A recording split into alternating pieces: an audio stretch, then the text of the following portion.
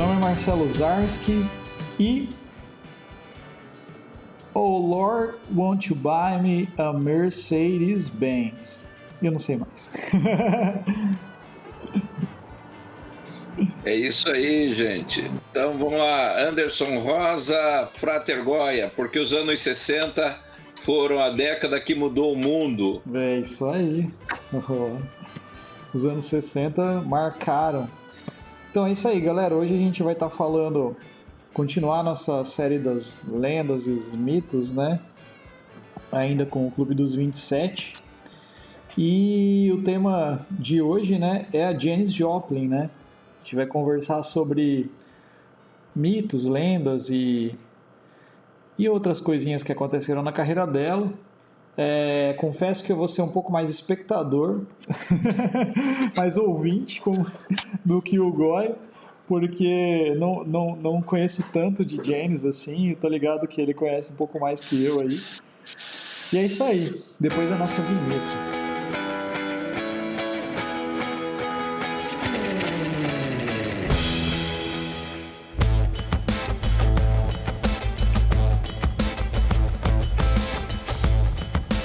Vamos lá. Cara, eu até fiz a lição de casa, cara, até tô ligado de algumas coisas da Janis, assim, sei que ela veio pro Brasil e tal, mas eu acho, cara, que a gente podia começar falando, Goya, sobre quem foi a Janis Joplin, qual foi a grande, assim, influência dela na música, né? Acho que a gente pode começar falando isso para quem tá ouvindo, que muita gente não já ouviu falar dela, mas muita gente não conhece, né, e tal. O que você acha? Perfeito, vamos embora. Bora lá então.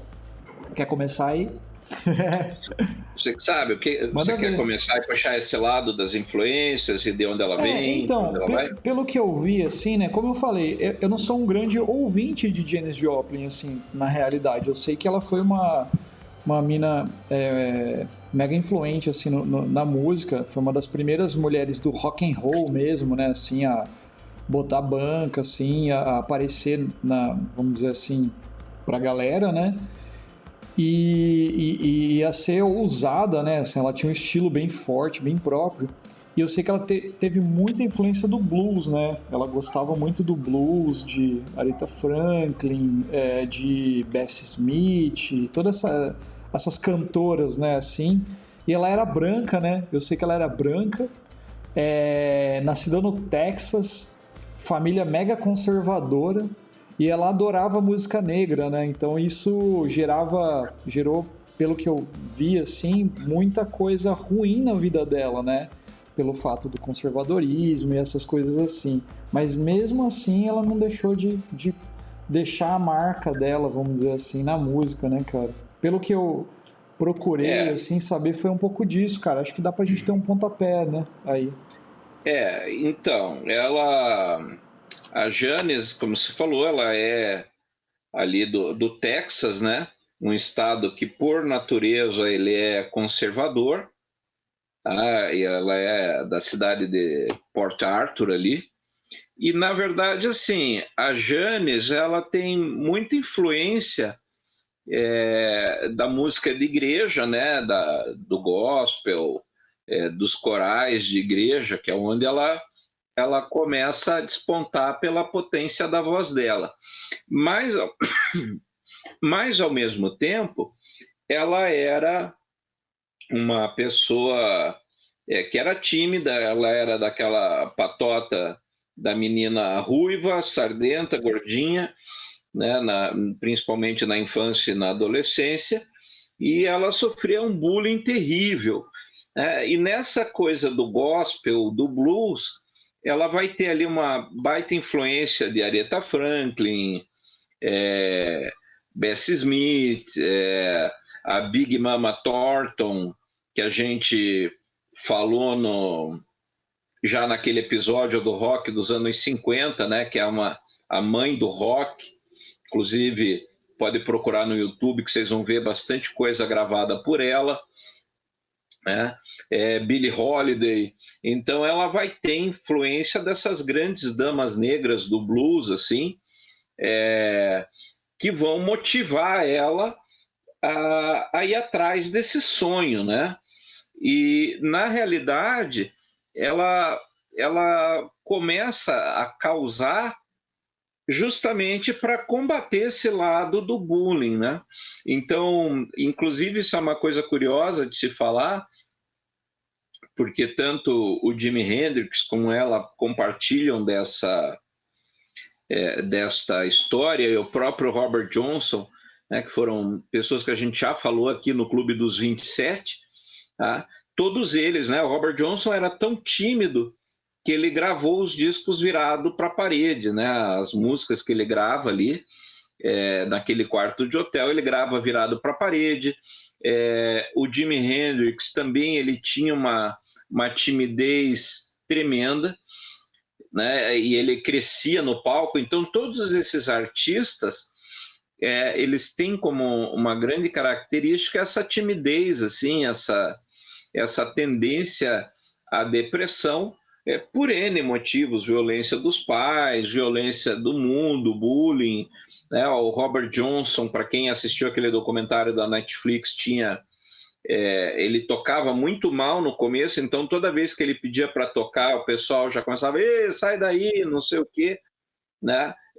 O próprio Jimi Hendrix, ele revela ali na autobiografia dele, nos diários dele, que ele tocava muito, muito mal, e ele só começou a tocar bem mesmo depois que ele começou a enfiar a cara e tocar de acompanhante em diversas bandas ali. Ele tocava por qualquer 10 centavos de dólar, ali ele já estava tocando, né? E a Janis também tinha essa característica de ser extremamente tímida, né? Ela tinha uma voz muito marcante, uma voz metálica, meio rouca, e inclusive ela é, sem dúvida, campeã de karaokê.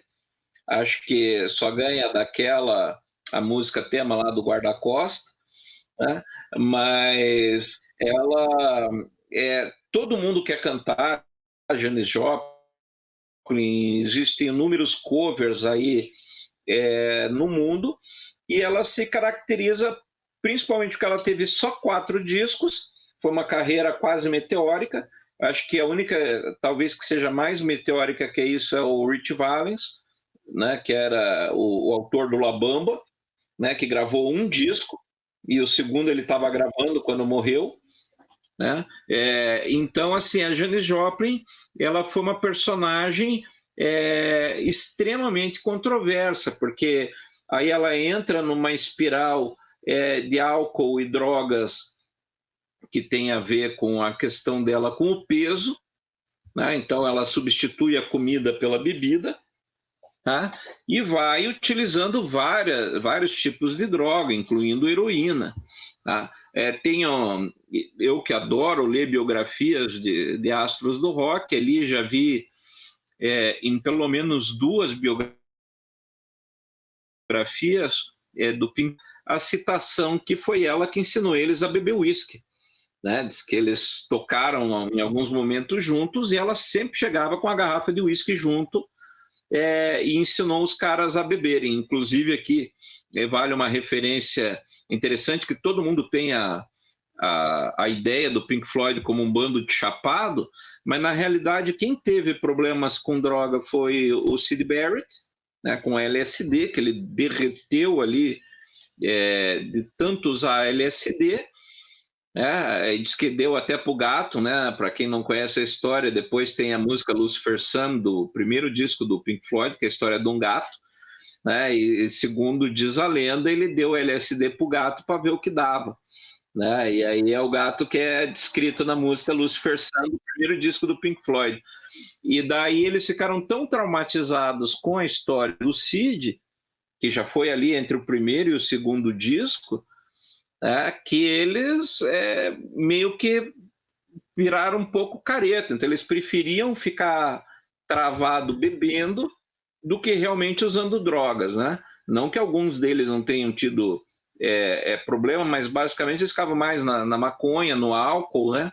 O Gilmour teve um problema com droga nos anos 90, quem salvou ele da cocaína foi a atual esposa dele, né, que a Polly Sanson, que até hoje está com ele, né, que pegou ele numa fase que ele estava se enfiando cada vez mais no pó, né? E então a Janis fazia parte dessa leva de artistas ali do rock progressivo, do rock psicodélico, que tinha muito a mistura do soul, do gospel, que é bem esse finalzinho ali dos anos 60, né, que a turma queria testar limites, né? Então, mesmo o LSD era uma cultura, os anos 60 foram uma cultura de droga, mas na realidade hoje nós temos uma visão assim, nossa, drogas, credo, né? Como é que pode se perder? Mas a gente precisa entender um pouquinho isso aí, porque isso influenciou o Jimi Hendrix, depois vai aparecer de novo ali no episódio que nós vamos ter em cima do Jim Morrison, né? Que, para você ter ideia, por muitas décadas a cocaína era vendida em farmácia. Algumas referências a isso que a gente tem aí, primeiro, o Sherlock Holmes, né, nos seus livros, quem lê os livros do Arthur Conan Doyle vai perceber que o Watson, já no primeiro livro, que é Um Estudo em Vermelho, ele fala da preocupação dele com as drogas do Sherlock Holmes, porque quando ele precisava resolver um troço que quebrava a cabeça dele, ele usava cocaína, às vezes ia para casas de ópio e ficava loucaço, né? E aí o Watson, que era médico, segundo a história, né, do Sherlock Holmes, ele ficava ultra preocupado com isso, que ele dizia, cara, esse cara é além do normal, ele tá jogando duro demais, né? Tanto é que as séries modernas do Sherlock Holmes, que tem a versão americana e a versão inglesa, né? Em ambas, o Sherlock Holmes é um Sherlock Holmes em abstinência. Você vê na que tem a Lucy Liu lá, não me lembro agora o nome. Elementary, né? Elementary, exatamente. Que ela é meio que madrinha dele do vício, né? Para combater o vício, a dependência química dele. E o da BBC, né? Que vai pegar o nosso querido e amado Doutor Estranho, ele também, né? Ele está parando com isso, e tanto a governanta quanto o Watson já fazem o pé atrás, né? Pô, segura aí, né? Quando ele fica meio surtado, eles já ficam com medo dele voltar para o vício, né? E o próprio irmão dele também demonstra essa preocupação, né? Depois você tem o Freud, que também, ficou mais de 10 anos metido com coca, inclusive num dos livros dele, na introdução, ele fala que não teria chegado às conclusões que ele chegou sem o auxílio da coca. Você tem o Aldous Huxley com As Portas da Percepção, né, que é um livro que fala muito disso. Aí você tem ali nos anos 60 o Timothy Leary, e inclusive aqui entra o nosso querido e amado Aleister Crowley, porque o Leary tocava cartas quando ele estava estudando o LSD já bem antes, né, com o Crowley, falando a respeito da dependência química e dos efeitos das drogas sintéticas, né? Então, você tem ali nos anos 60 também com o Timothy Leary o Randass, inclusive, para quem não conhece o Randass, fica a dica do filme chamado A Graça Feroz, que conta da vida do Randass depois que ele teve um derrame, né, ali no começo dos anos 2000. Né? Esse filme é muito interessante, porque fala muito disso, ele comenta alguns episódios ali com o Timothy Leary. Né? Então, os anos 60, o LSD, por exemplo, era total liberado, então ninguém tinha essa visão que nós temos hoje, que as drogas têm toda essa questão de dependência, que ela consome, né? A pessoa, eram consideradas uma forma de recreação e estímulo, né? É, e nos anos 70 você tem aí o domínio total da cocaína, que os caras levavam, né, para o estúdio mesmo, os produtores, eles levavam sacos e mais sacos de cocaína. Os caras já tinham, o próprio Jimi Hendrix também, ele vai comentar que eles tinham, já o cara, quando chegava nos países e nos lugares, ele já tinha um fornecedor de pó e de drogas, né? Então eles viajavam sem droga para consumir já com fornecedor local, né? Ainda, né, nos anos 60 você tem o Rolling Stones, né? Keith Richards foi preso. Eles chegavam nos Estados Unidos, a primeira coisa era tomar um chá de cadeia, porque estava todo mundo chapado, né? Na biografia do Keith Richards é muito legal você ler essa história da vida dele. Depois a gente vai entrar, quando falar também sobre outras lendas do rock, nós vamos entrar na história dele, né? Então essa turma era clavada total, né? Eles usavam droga. Para você ter ideia, quando estava no auge o Led Zeppelin, ali no final dos anos 60 e comecinho dos 70, é dito que os Rhodes ficavam quase loucos com a bateria do Bonham, porque ele usava tanto pó e cheirava tanto durante o show, que na hora de desmontar a bateria eles iam lá com o maior cuidado e viravam dentro de um saco para os Rhodes usar a droga depois, né? Ele deixava um outro saco de droga na bateria. Então, quando você vê nas filmagens do show do Led Zeppelin, ele batendo lá na bateria e saindo pó e coisa assim, é coca voando, né? Então ele espalhava coca pelo palco inteiro, né? Fora que bebiam também uísque adoidado, né? Então, assim, a gente tem que contextualizar isso para entender, porque senão a gente fica com uma visão muito rasa do tipo, esse pessoal jogou a vida fora, esse pessoal... Mas é porque ninguém sabia até onde ia. Então, os anos 60, e esse pessoal do Clube dos 27, né, principalmente 4 que nós vamos falar, né, que vai ser o Jimi Hendrix, que a gente já falou, hoje a Janis, que a gente está contando, situando isso aí, o Brian Jones, do Rolling Stone, e o Jim Morrison, né? Então, esses 4, eles experimentaram de tudo. Por quê? Porque eles queriam ir além, eles queriam superar limites que ninguém tinha superado na música, né? Então, era comum isso aí nos shows do próprio lá, Grateful Dead, em São Francisco, era muito comum que os caras distribuírem droga para o público, né? Então, era comum isso aí, e até então era meio que socialmente aceito, né? Porque fazia parte do status quo de ser um artista. Então, para você ser um artista completo, você não tem que ter só a performance, você tem que bancar a loucurada. Então, você vai se doar ao extremo no palco, né? Que nem o Hendrix fazia, a Janis fazia. Esses caras, né, o Jim Morrison, era um showman, né? Então essa turma, quando entrava no palco, era para pôr fogo, né? Do próprio Hendrix tem um relato, que acho que é do Steve Miller, que ele fala, cara, eu estava em Woodstock e quando eu vi o show dele, a minha cabeça explodiu, porque eu falei, esse cara está muito além do que a gente está fazendo aqui, né?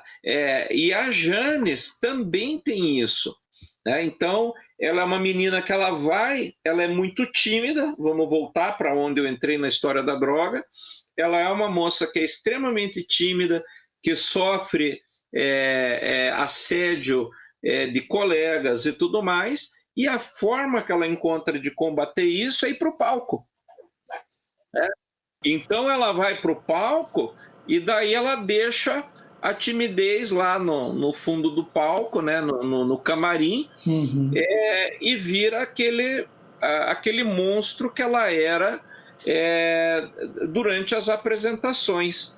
Né? É. Então ela tem esta pegada assim é, meteórica, né? Essa coisa de colocar fogo mesmo, né? Então ela não era qualquer pessoa. E além disso, que é legal também colocar é que apesar de todo o pessoal assim desculpa, mas assim dos 50 anos aí a gente vê que hoje o pessoal não lê, não se informa, tem preguiça de pensar, né? E naquela época esses caras que nem o Hendrix, a Janis, o Jim Morrison, né? Eles estavam envolvidos com a poesia beat, eles estavam envolvidos com a arte. O Jim Morrison mesmo era da UCLA, né? Da Universidade de Cinema. Então eles estavam ali com toda aquela turma Bukowski, estava com aquele cara que escreveu o Uivo, o Ginsberg, Allen Ginsberg. Então eram malucos assim que estavam tinham um discurso, né? O Hendrix tentaram cooptar ele para os Panteras Negras, ele chegou a fazer doações, mas nunca se envolveu. Mas eles tinham uma ideia que é mudar o mundo pela sua arte, né? Então a Janis mesmo, ela tem um discurso obviamente político nesse contexto, né? Que a música dela não é só uma música, ela não se perde só numa interpretação, né? Ela tenta provar alguma coisa com a obra dela.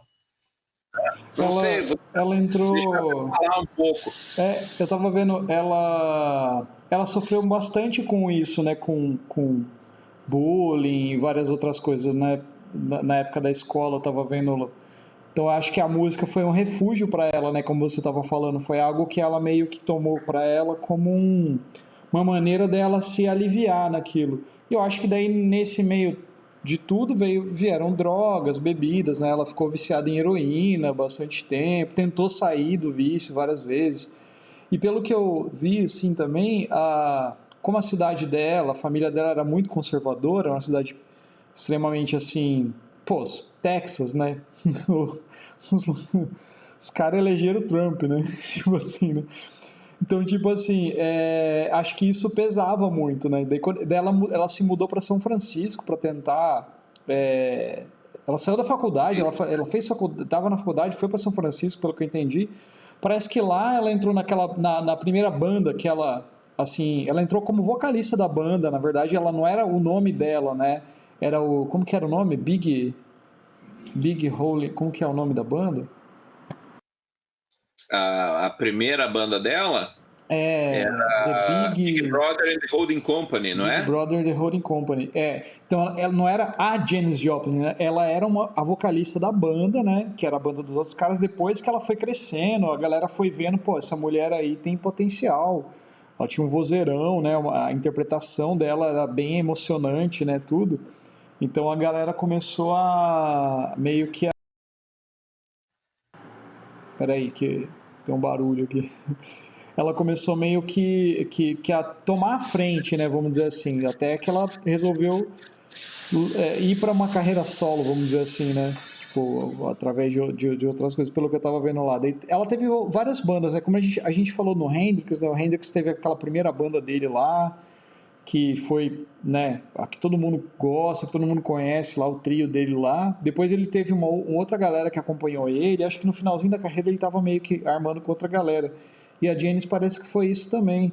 Ela teve essa primeira banda aí, que foi a banda, né, que gravou coisas bem que todo mundo conhece, até chegar, tipo, ela foi para como que é? Cosmic Cosmic Blues Band. Band, e daí no finalzinho ela teve uma outra banda lá, Mas acabou morrendo, né? É a Full Tilt Boogie Band. É uma coisa assim, né? A galera que gosta mesmo do trabalho dela, acho que meio que gosta de tudo, né? Mas pelo que eu ouvi dizer assim, e pelo que eu ouvi de algumas músicas, a primeira banda, né? O Big Brother and the, não sei o que lá, Company, né? Holding Company, né? Uma coisa assim. Isso. Parece que é Big Brother and the Holding Company. Holding Company. Parece que é uma das mais assim, mais interessantes, assim, sabe, do trabalho dela.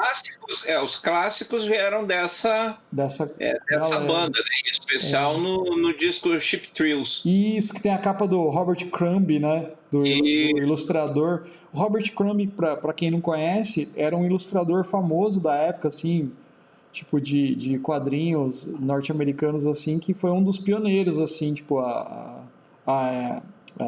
dos quadrinhos. Ele fez um quadrinho chamado... eu não sei como que era, The Cat, puta, eu não lembro o nome do... Mas era de um... os quadrinhos... Era o Fritz The Cat, isso mesmo.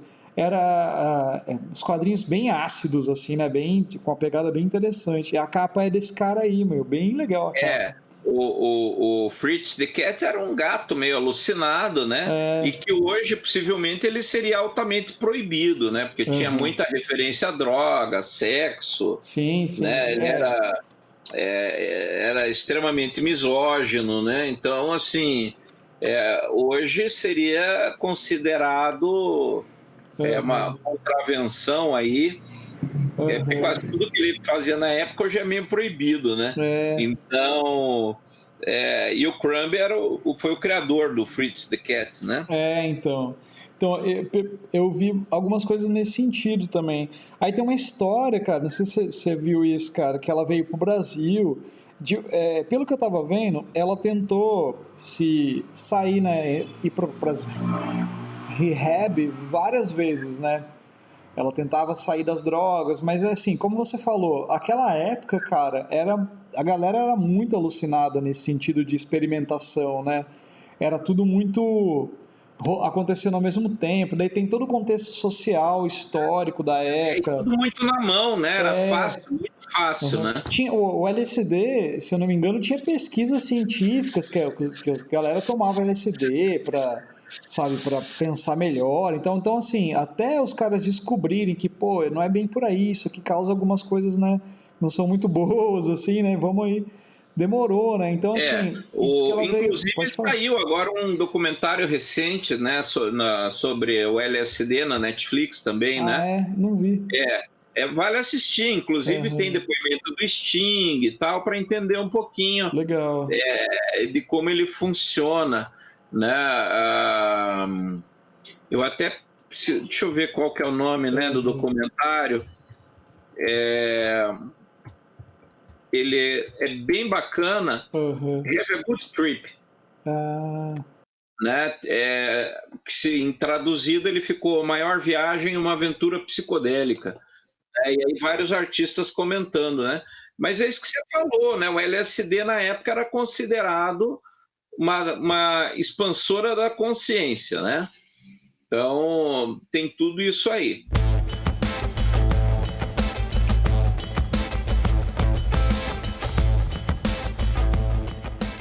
Beleza, né? E assim, o LSD era considerado um expansor da consciência, né? Então tinha um discurso aí por trás que era superar os limites, abrir a cabeça para novas realidades, né? E por aí afora. Então a turma ia mesmo, né? E a Janis, nesse período aí de 66 a 70, né, ela teve essas 4 bandas, né? Na verdade, ali com o Cheap Thrills, chegou uma hora que eles... Cheap Thrills não, meu Deus do céu, agora eu que esqueci o nome, é o Big Brother. Company, né? Eles acabaram se separando, né, da Janis. Aí é bem aquela história, você é artista demais para essa banda, tal. Bem aquele papo. Embora eu particularmente gosto mais dela com essa banda do que com as que se seguiram. É o que a galera que curte o som dela fala, né, assim. E aí não tinha muito as bandas, porque o que acontece? Também é foda a gente parar para pensar nessas bandas que substituem outras, como aconteceu com o próprio Hendrix, né? Uhum. Com o Jimi Hendrix Experience, né? Que depois os caras também foram fazer outros projetos e ele montou The Band of Gypsies e tal. Que às vezes você tem um tiro muito bem dado e a banda que vem sucedendo a banda anterior, no caso acompanhando a Janis, vem com uma puta responsabilidade, porque eles têm que tocar o repertório da banda anterior de forma convincente, que nem sempre é a tua pegada, né? E daí fazer um trabalho bom. É verdade. E você sempre vai ter a comparação. A banda anterior era melhor, né? E às vezes o próprio artista pode cair nessa armadilha, né? Dizer, putz, como era gostoso o meu francês, né? Porque antes a outra banda eu só fazia uma coisinha, eles já sabiam como é que tinha que ser, agora tem que ficar treinando com vocês, né? E ensaiando para sair alguma coisa. Então isso traz um desgaste natural para a banda que vem de apoio logo em seguida. O próprio Bowie, que teve a Spiders from Mars, né? Que não foi necessariamente a melhor banda dele, só que até ele morrer todo mundo cobrava a Spiders from Mars. Né? Então isso tem o ônus e tem o bônus, né? Então fode muito assim a carreira do artista. E aí se você não tem a mesma qualidade ou não vai na mesma direção, às vezes até qualidade você tem, mas como a banda diz, nós estamos indo com outra pegada, daí o próprio público, a própria gravadora tende a escantear, né? E dizer, pô, não é a mesma coisa, cara, eu chamei vocês para fazer outra coisa. Então, mas nesse sentido aí, Goya, eu até penso assim, eu concordo com isso, né? Porque às vezes eu fico pensando naquela, né? Tipo, em time que tá ganhando não mexe, né? Tipo assim, né? Mas é que às vezes eu penso, talvez, não sei, às vezes o artista fica que nem o Bowie, né? Ele é um cara que ele tava bem à frente pensando em coisas, né? Talvez ele, tipo assim, falou, não, já deu, esse som pra mim já deu, quero mudar, quero fazer outra coisa. Então, artisticamente, né, acho que o artista tem um pouco disso, né, de você tem até por exemplo, que a gente conversou com o Daniel, né, você tem aquela visão, né, aquele negócio que você quer, né, fazer, e onde você quer chegar, né, poxa, fiz isso, né, aí você, agora eu tô com outra coisa na cabeça. Às vezes tem um pouco disso, né, cara? Daí, assim, lógico, o público, né, vai querer cobrar sempre, né? Tipo, porra, mas aquele primeiro disco do Jimi Hendrix é muito melhor. Aquele primeiro da Janis é muito melhor, né? Pô, The Doors, né? Acabou, né? Sei lá. Mas às vezes tem o lance do lado do artista também, né? Tipo, querer fazer coisas diferentes, né? Assim, querer ir para outros caminhos, né? E aí, no caso dela, até vem essa coisa, essa pressão da gravadora, né? Que antes era ela com a banda e depois virou a Janis Joplin, né? É verdade. E isso é uma armadilha maldita, né? Porque começa a crescer o olho da pessoa e agora eu que sou artista, né? E na realidade, se fosse só ela cantando, talvez os 2 discos não fizessem o sucesso que fizeram, né? É um conjunto de coisas. E daí sempre tem, né? Todo artista que sai de uma banda para uma carreira solo, além dele ter, por exemplo, se você pega o Jack White, né, do White Stripes, ele mesmo falou, a ideia do White Stripes era ter X discos, apresentar tal coisa, e agora eu tenho a minha carreira. E aí ele tem várias outras bandas, né? Ele toca em pelo menos mais 2 ou 3, que são tão boas quanto o trabalho dele solo. Mas aí é outro papo, aí é o Jack White com as pira dele. Pois né?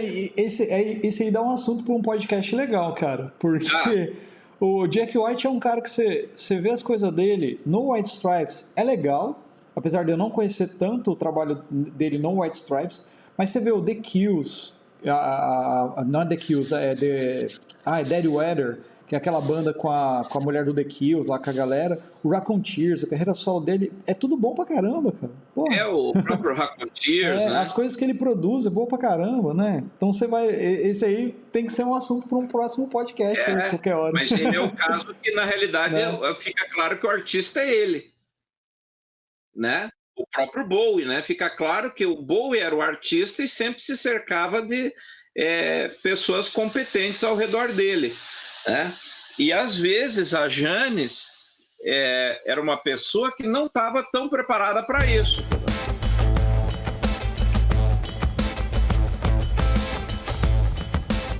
Né? Então, estava falando que ela teve dificuldade, né, em lidar com isso. E com essa questão de drogas, né?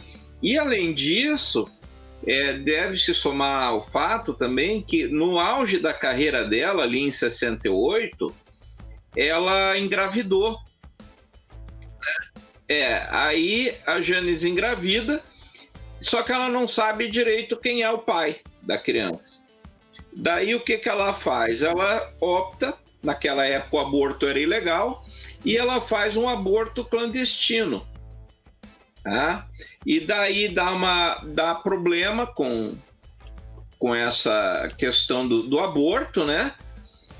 E ela quase morreu, ela teve uma hemorragia violenta, né? Ela quase morre, aí teve que passar por curetagem, todo aquele processo, e ficou aí um tempo, acho que chegou a ficar alguns meses parada, acho que ela ficou um tempo ali, né? Não sei se 1 mês, 2 meses, mas ela ficou parada, e aí o pessoal deu um suporte para ela, né? E além disso, ela, como era um troço clandestino, era um aborto clandestino no período, ela ainda teve que pagar a maior grana para não ir em cana, né? Então ela tirou o maior dinheiro do bolso para não ir presa nesse período aí. E aí, ela, à medida que ela se recupera e bate aquela questão de remorso, ela estava tentando também largar as drogas, né? Então, muita pressão isso aí. E ela teve aquela coisa chamada TEPT, né? Que é o transtorno pós-traumático, né? E daí ela tentou se suicidar várias vezes. Então foi um período assim que no auge da carreira dela tudo ruiu, né? Então ela já começa a declinar a partir daí, porque ela lida com situações que ela mesma não consegue dar conta, né? E daí dá para a gente praticamente ir lá para a questão dela no Brasil, no começo dos anos 70, que ela vem para o Brasil para aproveitar o carnaval. Ela ficou. Ela estava viajando por vários lugares, assim, até. Daí diz que ela ficou aqui no Brasil bastante tempo, até, no carnaval, curtiu um monte. E diz que ela estava num período, assim, mais suave, vamos dizer assim, sabe? Ela estava mais. Não estava careta, mas eu acho que ela estava mais tranquila, assim, pelo que eu entendi, assim, sabe? Ela estava tentando drogas e tal. se livrar do vício, né? Uhum. E aí ela veio para participar do carnaval, e aí tem algumas curiosidades, né? Que ela veio com ela encontra um turista, né? Um guri que ela acaba namorando, o David, né? David Niehaus, acho que é o nome dele. E aí eles namoram um tempinho ali, tá? Mas nesse período aqui no Brasil, daí não podemos deixar passar, porque se deixar passar o pessoal vai ficar louco com a gente. Que ela conheceu, né? O Serguei. Que ela conhece o Serguei, né? Que era o Sérgio Augusto Bustamante. E aí tinha um amigo dele que era russo, não conseguia chamar ele de Sérgio, aí virou Serguei, né?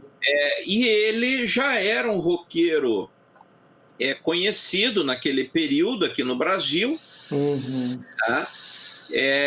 E daí ele tinha uma casa em Saquarema, aonde era total dedicada à cultura rock and roll. Uhum. Então, assim, quando você chegava no Brasil e era roqueiro, você meio que tinha que passar um período, você tinha que ir É. na casa do Serguei. Era point obrigatório de parada. E aí, curiosamente, na casa do Serguei, estiveram Jimi Hendrix, Janis Joplin e Jim Morrison. Ele conheceu três do Clube dos 27, né? Em primeira mão, né? E, curiosamente, um pouco antes dos três morrerem. Inclusive, talvez eu vá dar um spoiler aqui, mas uma curiosidade é que a Janis morre só 2 semanas depois do Jimi Hendrix. Né? Então, eles foram ligados não só pela idade, mas as mortes ocorreram num período curto ali que pegou todo mundo.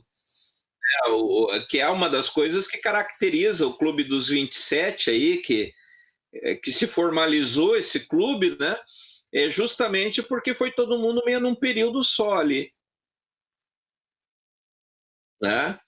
Então isso é uma coisa bem legal, assim. Uhum.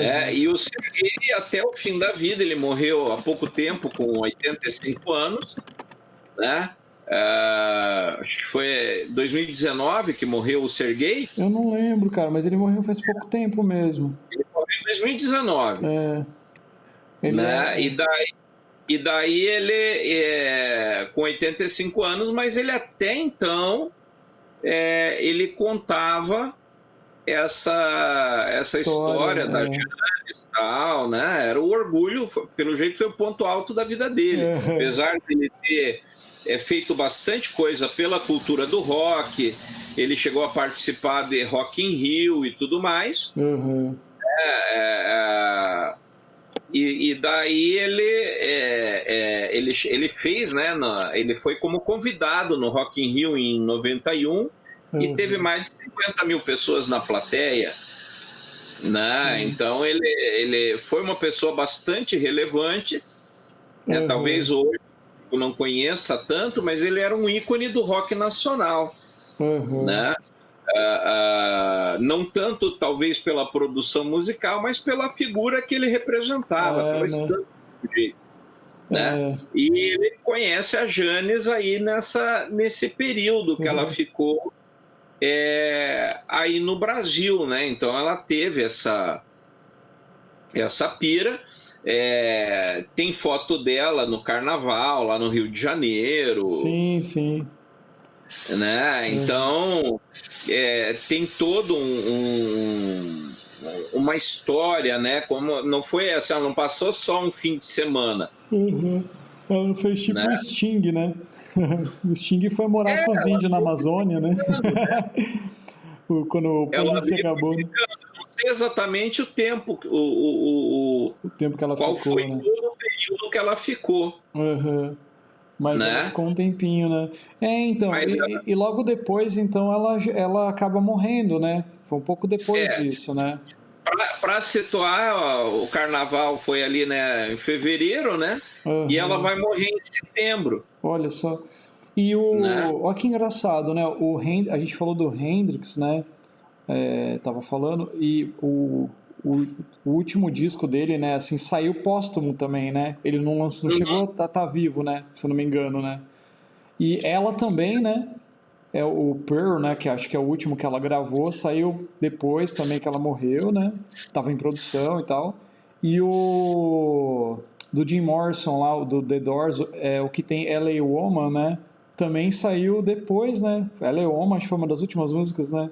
Foi assim? Sim, E o Joy exatamente. Division, Ian Curtis, teoricamente, o Ian Curtis se matou e, né? Ele não tinha 27 anos, né? Mas assim, é, a galera, né, tipo, sempre teve um disco pós. Tipo assim, você vê que a galera acaba morrendo no auge, né? Não que a gente, não tô falando que a Jane se matou nem nada, não é isso, né? Mas a morte dela é meio estranha, né? Porque pelo que eu vi, assim, ela era usuária de heroína e acho que na noite que ela morreu, ela tomou uma quantidade de uma heroína diferente lá do que ela tomava, era... Acho que era batizada, né? Alguma coisa assim. E parece que naquela mesma noite morreram mais pessoas com o mesmo...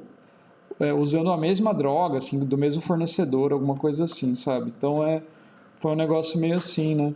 Mas foi por overdose, né? Diz que o empresário encontrou ela caída, né, no quarto, assim, parece que estava caída de bruço, uma coisa assim e tal. Assim, e Então, nova, né? Super nova, no auge. veja, o Hendrix, né, morre em setembro, né, no final de setembro, e ela morre 4 de outubro, né? E justamente ela, para você ter ideia, ela estava indo no estúdio para finalizar o disco e tudo mais, né, no Sunset Studio, e ela chegou no dia 3 a escutar gravações, aí marcou, ia voltar no dia seguinte, daí saiu para beber com a putada, né? Teve ali uma recaída e falou: vou dar uma usada aí na heroína, né? Só que o que aconteceu? Como ela estava em recuperação e abstinência, o organismo dela já não estava tão regulado. E daí parece que ela pegou uma droga, não sei se chegou, não era. Tem lugar que diz que foi batizado e tem lugar que diz que não, que a droga tinha um grau de pureza incomum, Isso que eu ia falar, e que eu que aí, vi. quando a pessoa está em abstinência, ela dá um rebote, né? Diz E que que foi o ela que aconteceu com ela. E daí encontraram. ela teve uma overdose e morreu, né? Ela estava meio sumida, né? Ela estava no hotel, mas ela estava sumida. E quando eles arrombaram a porta, ela estava ali caída no pé da cama, sangrando, né? Tinha caído no chão e bateu na cômoda, né?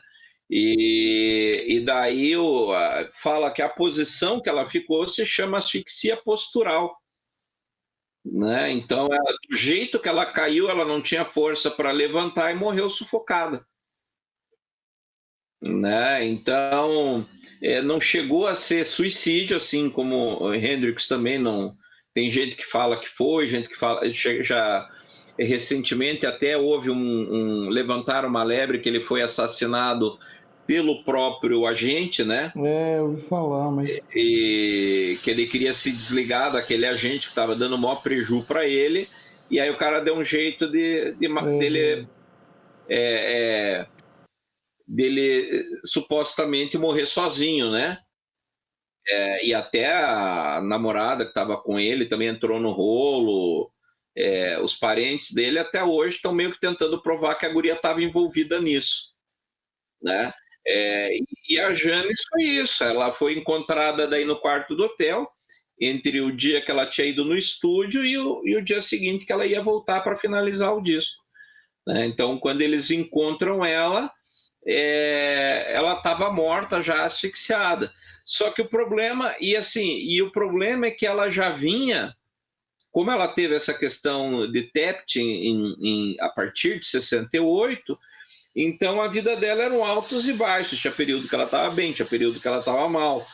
Aí ela tentava se matar, o pessoal levava, vamos fazer recuperação, né? E isso, muito álcool. E isso foi degringolando também na qualidade profissional dela. Então, às vezes no disco de estúdio não é tão fácil de visualizar isso, mas você tem documentários, você tem gravações dela ao vivo, né? Em que ela mal se aguentava de pé, né? Então, quando ela chega nos anos 70 ali, ela está praticamente sem força, né? E aí, curiosamente, até já que a gente citou o Bowie aí, o Bowie entra numa espiral de droga também, até ali entre 70 e 73, 74, e daí que ele vai para Berlim para tentar fugir da droga, ou pelo menos diminuir, né? Porque ele estava entrando num grau que ele não se controlava mais, né? Então aí ele grava a fabulosa trilogia de Berlim, a partir de 75. né? Foi ele e o Iggy Pop que foram para Berlim para viver mais limpo, né? E Uhum. lembrando que o viver limpo deles nunca era chegar em zero, né? Era só Uhum. diminuir. É, é, né? No fim da vida, ele disse que já não estava usando mais nada, mas até uma certa altura ele usou muito. É, né? E aí você tem ela, o Hendrix, o Morrison, né? Que foram pessoas que foram morrendo de excesso mesmo, né? É. A O próprio própria John Bonham, que atualmente, foi né? mais velho, Ah, não foi 27, mas se você lê as biografias do Led Zeppelin, você percebe que estava chegando num ponto, talvez alguns dos ouvintes não conheçam tanto a história do Led Zeppelin, mas uhum. estava chegando num ponto que a banda queria mandar ele embora, É, né? O né? Ele já vocalista do estava AC/DC tão também, né? complicado, estava tão complicado que eles estavam pensando, ó, como é que nós vamos mandar o Bonham embora? Uhum. Porque ele era a alma, né, do Led Zeppelin, Sim, né? sim. Então o Jimmy Page era uma, na verdade os quatro, né, eram É, fabulosos, né? O sim, Robert sim. Plant, o John Paul Jones no baixo, né, o Jimmy na guitarra, né, Uhum. todos eles eram Sim. muito bons, né? E eles tinham medo de mandar o Bonham embora e não ter ninguém na altura. Tanto é que quando ele morre, a banda acaba, eles não tinham achado ninguém. Eles queriam meio que se livrar dele, porque ele já era um problema, ele arrumava briga, caía no palco, era bem complicado, né? Então eles entraram numa fase meio complicada por causa disso, né? Mas assim, Jim Morrison, a Janis, o próprio Brian Jones, eles chegaram num ponto que não tinha como voltar, né? E a Janis, assim, apesar da morte acidental, ela procurava isso, né? Ah, é, eu acho que fica um pouco claro, se você lê a biografia dela, se você vê vídeos gravados ao longo da carreira dela, e você vê a entrevistas, na verdade você chega à conclusão que ela nunca deixou de ser aquela menina que sofria bullying no quarto. Então ela teve muita dificuldade com a autoimagem, Sim. né? E isso viveu eternamente como uma sombra. O tempo inteiro ela estava tentando provar alguma coisa para ela mesma Uhum. e ao mesmo tempo ela tinha recaídas, Sim. né? E isso obviamente transparece no tipo de música que ela canta e como ela canta, É, né? né? É o tempo inteiro lutando com fantasmas, né? É. E ela foi de uma força tal, né? Acho que caminhando assim até para um final, Uhum. ela teve uma força tal que simplesmente ela virou o ícone de qualquer cantora feminina. Sim, foi o Assim que a como gente o falou Jimi no Hendrix, você começo, né? pergunta, faz a lista lá. Os 50 melhores guitarristas do mundo, no geral, ele oscila entre primeira e segunda posição, ou terceira no pau da É, goiaba, ele vai estar até no hoje, meio, né? Ele vai, mas ele está ele vai ser sempre no top citado. 3, né? Igual a ela, né? Tipo, falar as mulheres vocalistas aí do rock e tal. É o Janis número um que Joplin. todo mundo lembra.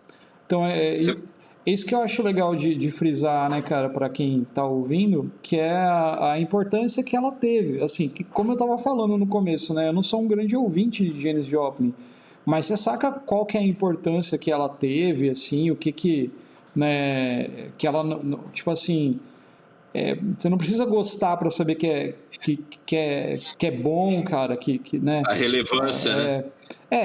É, mas não falando também naquele papo de relevância artística, né? Que não é essa a ideia. Mas assim, que ela foi influente, que ela.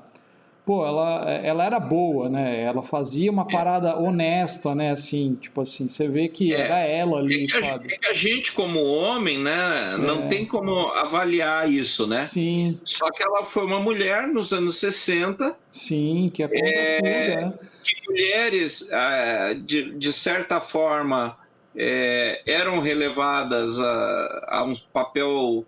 subalterno, ficar em backing vocals, né? Até tinha uma outra vocalista, mas ninguém com a alma que ela tinha.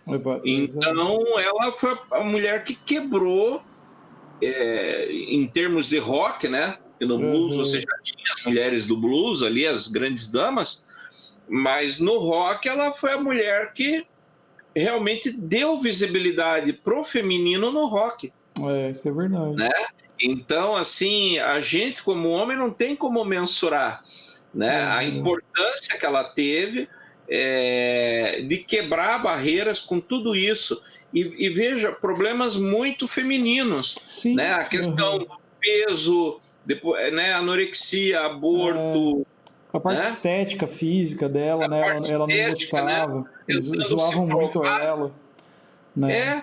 Então, assim, ela representa aquilo que muitas mulheres ainda hoje estão lutando. Então, dos nossos ouvintes, se você é mulher e se você se sente, às vezes, deixada em segundo plano, talvez ouvir um pouquinho de Janis Joplin ajude você a lutar com essas dificuldades. Né? Vai ajudar você a entender um pouco do que essa mulher passou. E apesar dela ter sucumbido, a obra permaneceu. Sim. Né? E até hoje ela é referência. É verdade. E deve ter influenciado um monte de outras mulheres assim, a tocar, né? Você vê, por exemplo, a Lita Ford lá, Runaways, aquela Joan Jett, o próprio Heart, né? Provavelmente eles foram influenciados por ela, né, cara, assim. E as mulheres atuais, assim, tipo a Amy Winehouse, né, que infelizmente, né, já morreu. As mulheres do rock mesmo, né, tipo Blues Pills, que tem uma banda de rock mais nova, assim. Porra, você deve ter muita influência dessa galera, assim, dela, né, tipo no rock, né. Então é uma parada que era diferente. E ela, só para fechar, né, como você falou, ela era uma pessoa assim que, para a época, ela quebrava alguns paradigmas, vamos colocar entre aspas, assim, da mulher da época, né, assim, ela extrapolava, né, tipo, porque era o direito dela. Ela tem uma história de que ela foi expulsa de um hotel aqui no Brasil porque ela foi nadar pelada na piscina e onde já se viu e tal, né, umas coisas assim, sabe? Então ela era bissexual, pelo que eu vi. Isso. Então uma das primeiras a assumir isso publicamente. Então toda uma coisa que assim, pra época foi, né, tipo, revolucionário. Então, assim, mulheres aí, tipo, estamos com vocês. Né?